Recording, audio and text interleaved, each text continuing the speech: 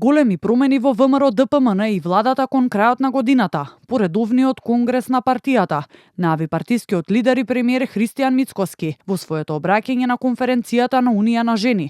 Рече кој ќе се покаже во работата ќе остане, а на другите ќе им се заблагодари. Мицкоски кажа дека очекува убедлива победа на локалните избори, но и политичка пензија за лидерот на ДУИ Али Ахмети. Според него, кандидатите за градоначалници на ВМРО ДПМН во сите општини воделе 3 до 4 пати споредбено со кандидатите од опозицијата. Најави дека нивните имиња ќе се објават во 2 циклуси, од кои првиот ќе биде кон крајот на месецов.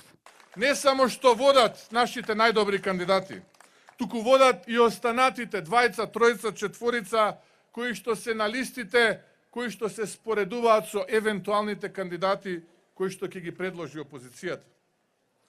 ВМРО ДПМН победува на овие избори, а опозицијата прашање е дали ќе освои 2, 3 или 4 општини. А ако продолжат вака како што тргнале, нема да бидам изненаден ако не освојат ниту една општина.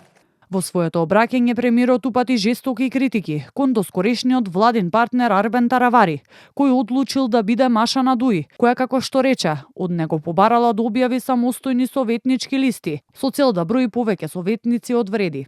Сакам да му порачам дека неговите калкулации на долг рок нема да му испадна добро за неговата партија и дека со ваквото однесување, неизлегување и влегување во влада, кое е рамно на она како до сега, нема да помине долго кога и неговите сегашни партнери од ДУИ ќе го сватат и дека нивното партнерство е со времен карактер и нормално дека тоа ќе трае додека не добие подобра понуда или додека нема некоја друга уцена за нешто и ќе му се заблагодарат недалеку од сега.